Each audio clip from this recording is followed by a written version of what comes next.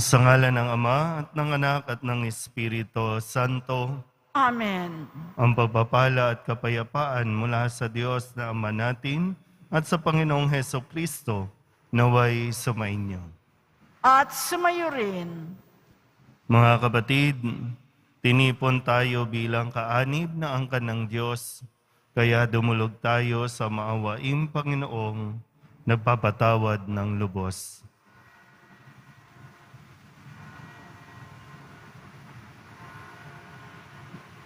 Sinugong tagapagpagaling sa mga nagsisisi, Panginoon, kaawaan mo kami. Panginoon, kaawaan mo kami. Dumating na tagapag-anyayang mga makasalanan ay magsisi, Kristo, kaawaan mo kami. Kristo, kaawaan mo kami. Nakaluklok ka sa kanan ng Diyos Ama para ipamagitan kami. Panginoon, kaawaan mo kami. Panginoon, kaawaan mo kami. Kaawaan tayo ng makapangyarihang Diyos. Patawarin tayo sa ating mga kasalanan at patnubayan tayo sa buhay na walang hanggan. Amen. Manalangin tayo. Ama naming makapangyarihan, sa masaya naming pagdiriwang sa 40 araw na paghahanda sa pagkabuhay at sa pakikinabang namin sa salo-salong banal ng paghahaing ipinagkamit namin ng katubusan, ikagalak nawa namin ang dulot mo nitong kabutihan sa pamamagitan ni Jesucristo, kasama ng Espiritu Santo, magpasawalang hanggan. Amen. Magsiupo muna po ang lahat. Pagbasa mula sa aklat ni Propeta Oseas. Hali kayo at tayo'y manumbalik sa Panginoon, pagkat ang nanakit ay siya ring magpapagaling. Siya ang nanugat, kaya siya rin ang gagamot. Sa loob ng 2 araw ay mapapalakas niya tayo uli, at sa 3 araw, tayo'y kanyang ibabangon upang mamuhay sa kanyang pagtangkilik. Hali kayo at sikapin nating makilala ang Panginoon. Tiyak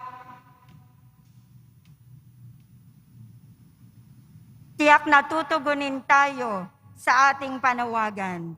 Sintiyak ng pagdating ng bukang liwayway. Darating siyang walang pagkasala, tulad ng patak ng ulan na dumidilig sa kaparangan. Ano ang gagawin ko sa iyo, Ephraim?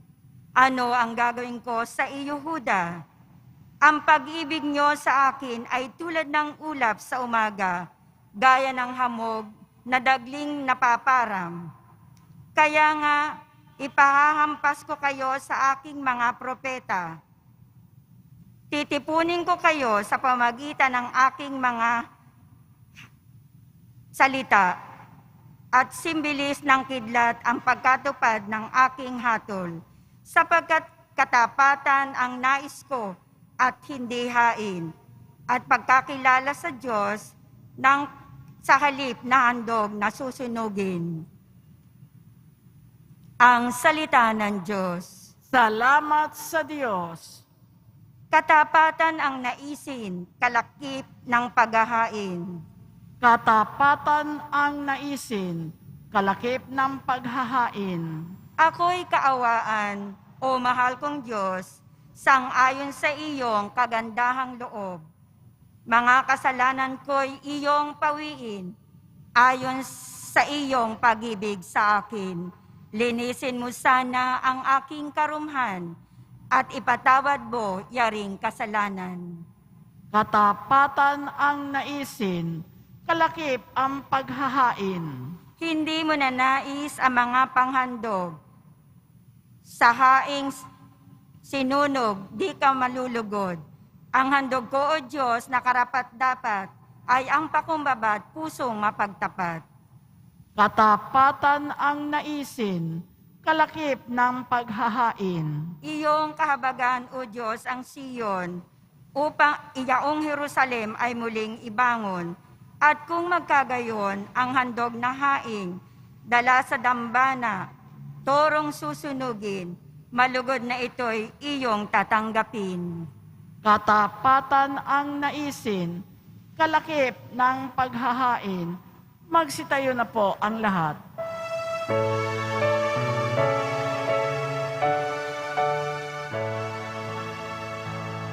Magpupuri kami sa'yo, Panginoong Jesucristo. Nagpupuri kami sa'yo, Panginoong Jesucristo. Kapag ngayon'y napakinggan ang tinig ng punan, huwag na ninyong hadlangan ang pagsasakatuparan ng mithin at kalooban. Nagpupuri kami sa'yo, Panginoong Jesucristo. Sumainyo ang Panginoon. At sumayo rin. Ang mabuting balita ng Panginoon ayon kay San Lucas. Papuri sa iyo, Panginoon.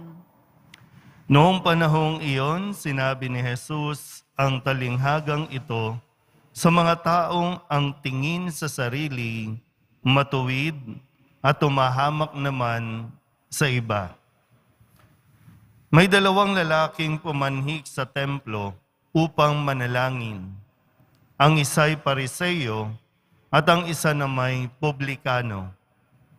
Tumindig ang Pariseo at pabulong na nanalangin ng ganito, O Diyos, nagpapasalamat ako sa iyo pagkat hindi ako katulad ng iba, mga magnanakaw, mga magdaraya, mga mangangalunya, o kaya'y katulad ng publikanong ito.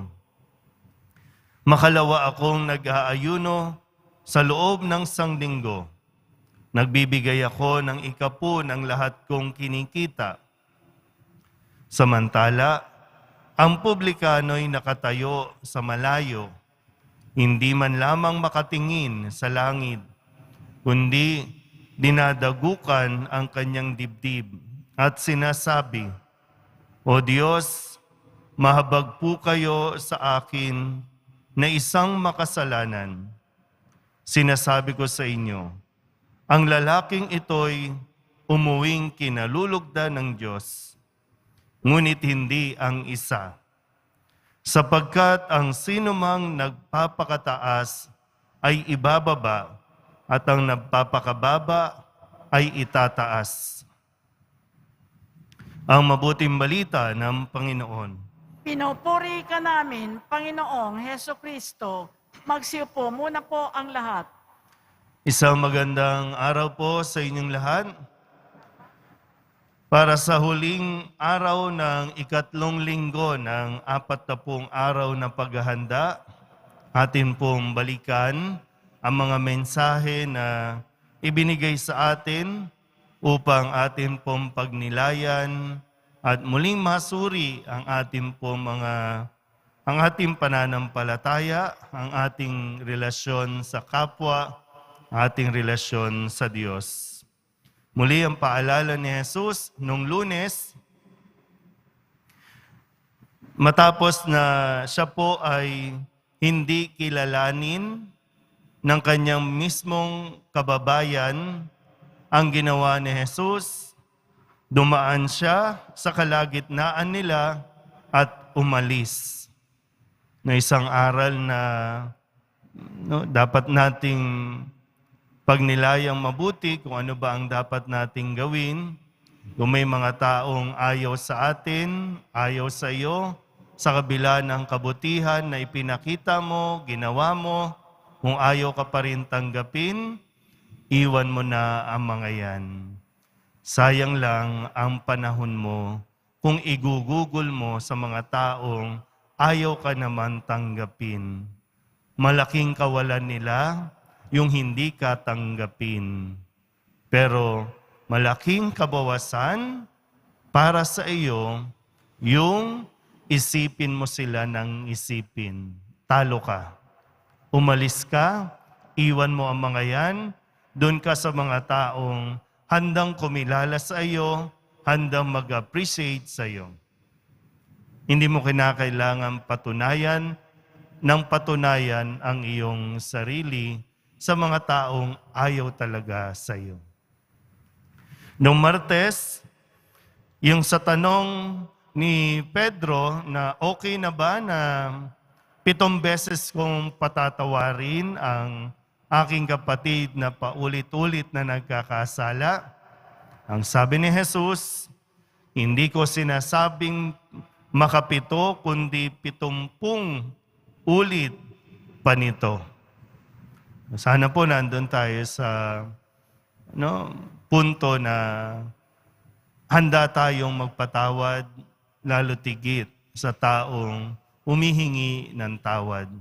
Kahit ilang beses. No? At yun yung paanyaya ni Jesus. Na huwag nating isara ang ating mga pintuan sa mga taong humihingi naman ng tawad. Noong Miyerkules, inaalala ni Jesus ang kahalagahan ng pagsunod at pagtupad sa mga kautusan. Kaya't sabi niya, ang gumaganap ng kautusan at nagtuturo na tuparin iyon ay ibibilang na dakila sa kaharian ng Diyos.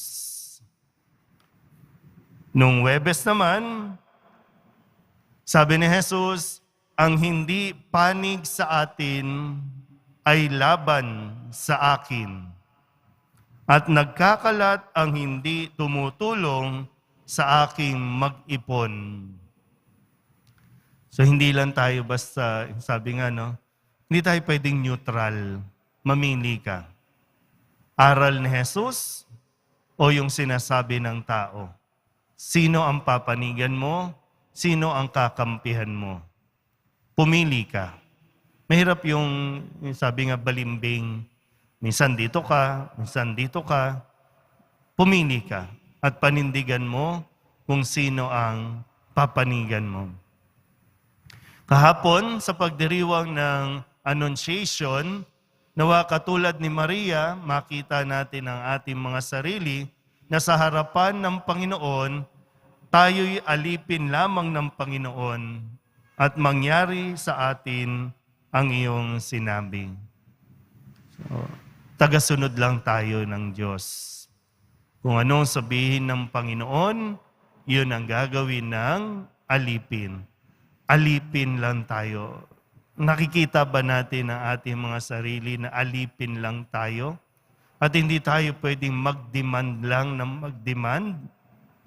Di natin pwedeng pasunurin ang Diyos sa kagustuhan natin.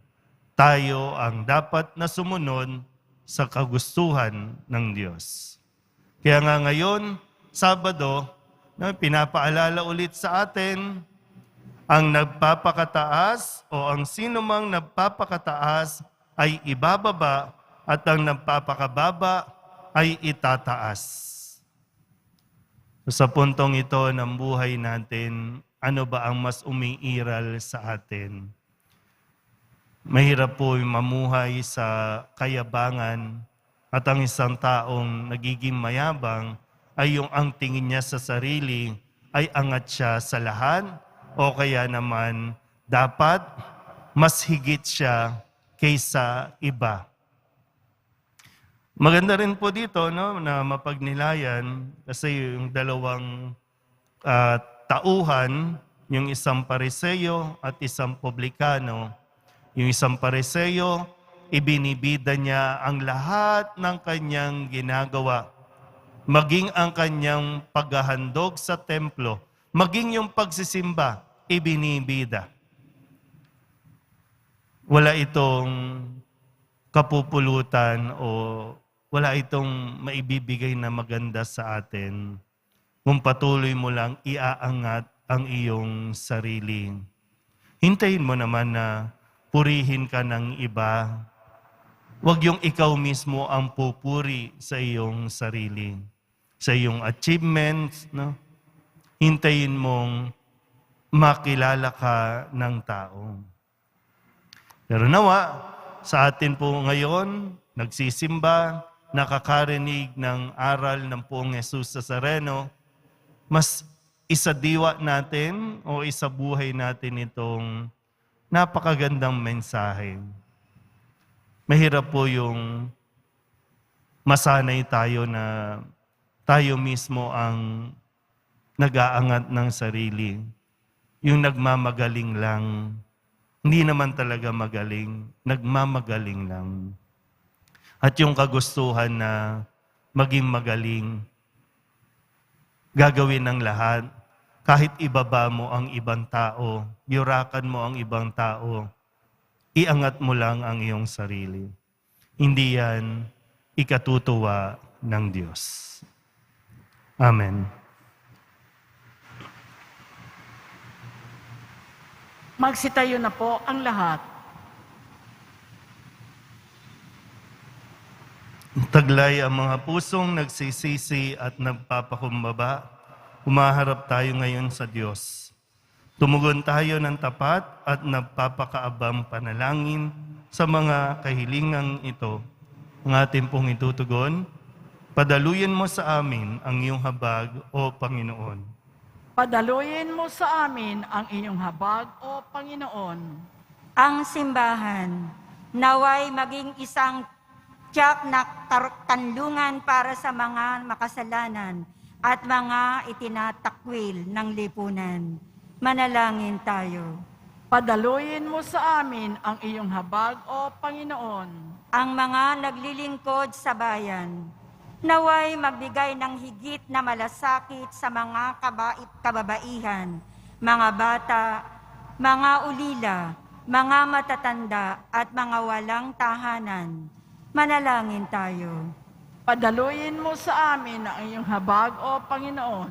Ang mga mananampalataya, naway magkaroon ng higit na malalim na pananalangin at pagsisisi, lalo na sa mga panahong ito ng Kwaresma. Manalangin tayo. Padaluyin mo sa amin ang iyong habag, O Panginoon. Ang mga may sakit, naway maranasan ang nakapagpapagaling na kapangyarihan ni Kristo upang mabagyan sila ng pag-asa. Manalangin tayo. Padaluyin mo sa amin ang iyong habag, O Panginoon. Idulog din natin sa Panginoon ang ating mga personal na kahilingan at mga panalangin para sa ating mga pamilya. Ganon din ang lahat ng mga misang pasasalamat, special na intensyon at mga kaluluwa na hinihiling na ipagdasal sa misang ito.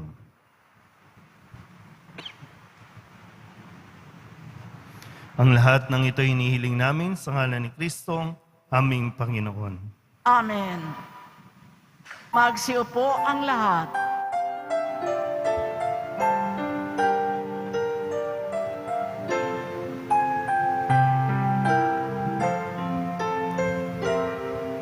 Sa'yo, Ama, aming handog, ang tinapay at alak.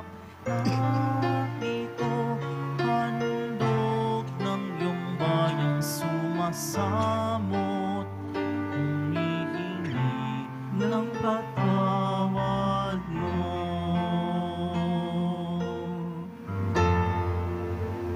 Magsitayo na po ang lahat.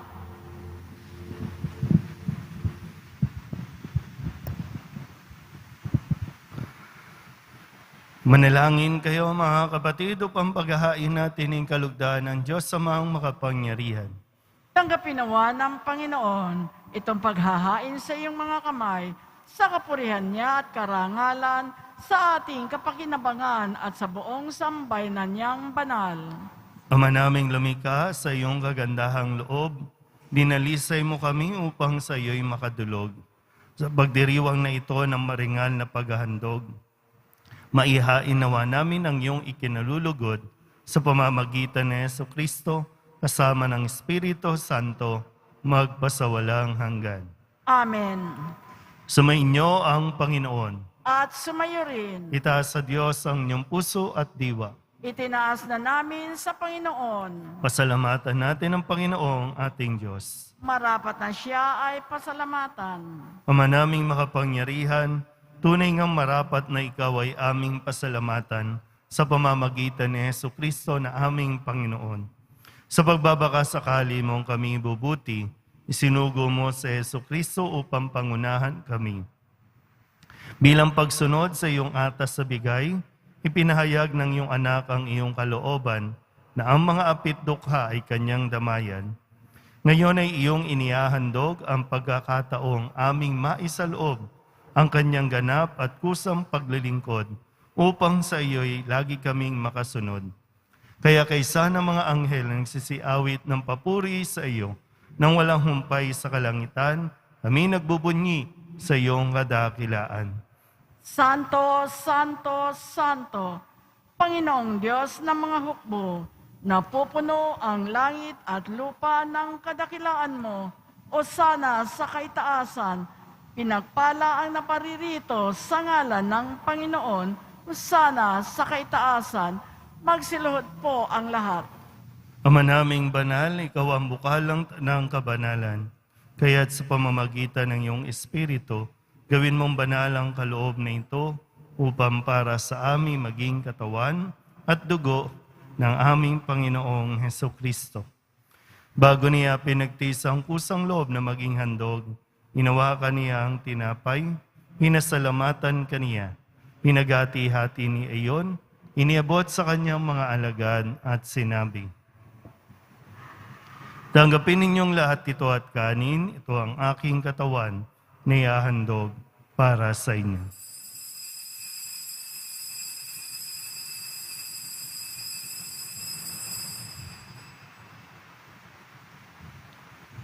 Gayun din naman nang matapos ang hapunan, hinawakan niya ang kalis, muli kaniyang pinasalamatan.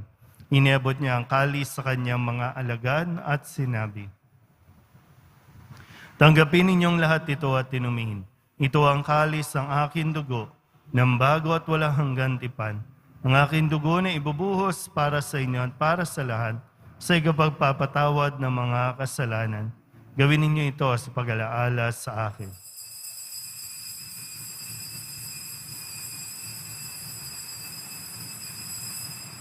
Magsitayo po ang lahat. Ipagbunyi natin ang misteryo ng pananampalataya. Si Kristo'y namatay, si Kristo'y nabuhay, si Kristo'y babalik sa wakas ng panahon. Ama, ginagawa namin ngayon ang pag-alaala sa pagkamatay at muling pagkabuhay ng iyong anak, kaya tiniaalay namin sa iyo ang tinapay na nagbibigay buhay at ang kalis na nagkakaloob ng kaligtasan. Kami napapasalamat dahil kami iyong minarapat na tumayo sa harap mo para maglingkod sa iyo. Isinasamo namin kami magsasalo-salo sa katawan at dugo ni Kristo ay mabuklod sa pagkakaisa sa pamamagitan ng Espiritu Santo.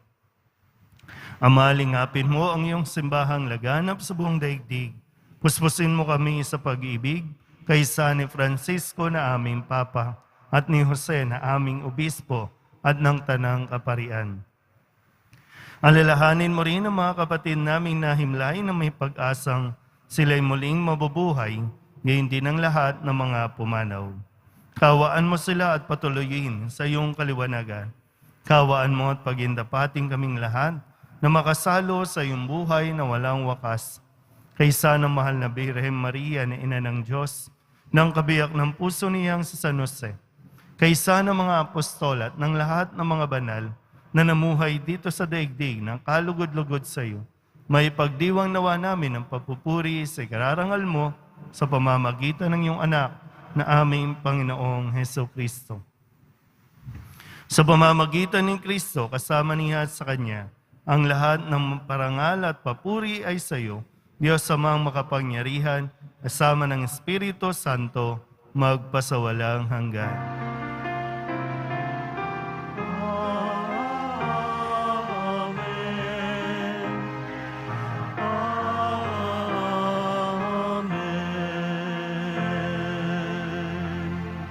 Buong kababaang loob tayong tumawag sa ating Panginoon ng Ama namin. Ama namin, Sumasalangit ka, sambahin ang ngalan mo, mapasa amin ang kaharian mo, sundin ang loob mo dito sa lupa para nang sa langit. Bigyan mo kami ngayon ng aming kakanin sa araw-araw at patawarin mo kami sa aming mga sala para nang pagpapatawad namin sa nagkakasala sa amin at huwag mo kaming ipahintulot sa tukso at iadya mo kami sa lahat ng masama. inihiling namin kaming iadya sa lahat ng masama, pagkalooban ng kapayapaan araw-araw, iligtas sa kasalanan at ilayo sa lahat ng kapahamakan. Samantalang aming pinananabikan ang dakilang araw ng pagpapahayag ng tagapagligtas naming sa Yesu Kristo. Sapagkat iyo ang kaharian at ang kapangyarihan at ang kapurihan magpakailanman. Amen.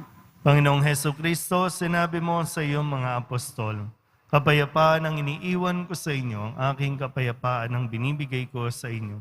Tunghayan mo ang aming pananampalataya at huwag ang aming mga pagkakasala. Pagkalooban mo kami ng kapayapaan at pagkakaisa ayon sa iyong kalooban, kasama ng Espiritu Santo, magpasawalang hanggan. Amen. Ang kapayapaan ng Panginoon ay laging sumainyo. At sumayo rin. Magbigayan po tayo ng kapayapaan sa isa't isa.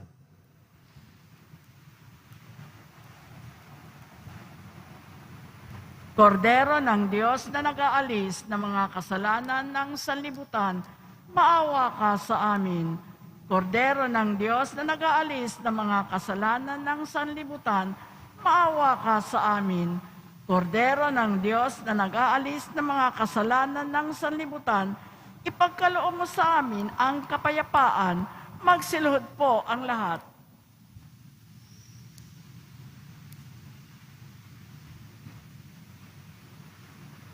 Ito ang kordero ng Diyos.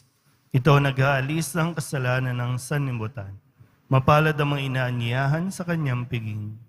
Panginoon, hindi ako karapat-dapat na magpatuloy sa iyo, ngunit sa isang salita mo lamang ay gagaling na ako.